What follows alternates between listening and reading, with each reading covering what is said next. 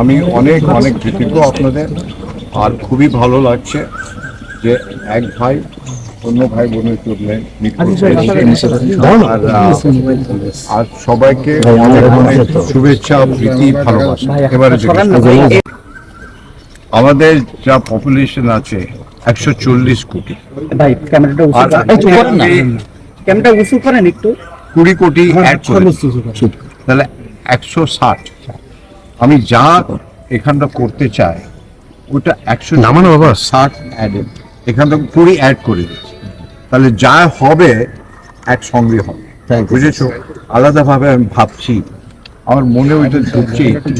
দেখুন তো, হেঁটে চলে এলাম, মনে হচ্ছে না যে আমি বাংলাদেশে। ওইটা দেখতে হলো, তাকে বললো হ্যাঁ আপনি বাংলাদেশে বলুন, এমনি মনেই হচ্ছে না। সবসময় আমি বলি একই আকাশ, একই বাতাস, একই যন্ত্র। তাহলে আমরা মিলে মিশে রিসার্চ সব বললে আমার সব মাথায় আছে, একটা খালি বলে যায় সবাই খুশি হবে। ওদের আর ডেমোক্রেসিতে অনেকবার ইস্যুস থাকে। আপনার একটা বাংলাদেশের স্ট্রং ডেমোক্রেসি, আমাদেরও স্ট্রং ডেমোক্রেসি, দুই ডেমোক্রেসি মিলে গেলে একটা ওয়ার্ল্ড পাওয়ার হয়ে যায়, একটা পুরো ইকোনমিক ওয়ার্ল্ড পাওয়ার হয়ে যায়। কিন্তু এই মেলামেশাটা দরকার, আর এর জন্য আমার যা দায়িত্ব আছে আমি নিশ্চয়ই পালন করবো, কিন্তু আপনার সাপোর্ট থাকা দরকার। ঠিক আছে তো? কেন কি কমিউনিকেশন আপনারাই করবেন।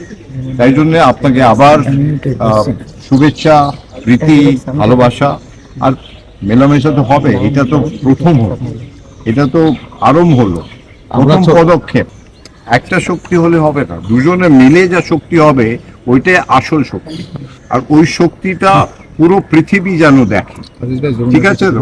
কেন কি ইন্ডিয়া আর বাংলাদেশ যা আমাদের ট্যালেন্ট আছে, নেক্সট জেনারেশন যে ছেলে মেয়েদের, যার টেকনোলজির যুগ আছে, আর টেকনোলজির যুগে আমরা ইন্ডিয়া বাংলাদেশ বেস্ট হচ্ছে, পুরো পৃথিবী চালাচ্ছে। ইনোভেশন যা হচ্ছে টেকনোলজি, বাংলাদেশ ইন্ডিয়াই করছে।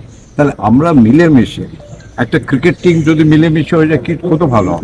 খেলাধুলা, হেলথ, তারপরে টেকনোলজি, এডুকেশন সব মিলে আমরা মিলে একটা টিম করে। ঠিক আছে, সবাইকে নমস্কার, আদাব।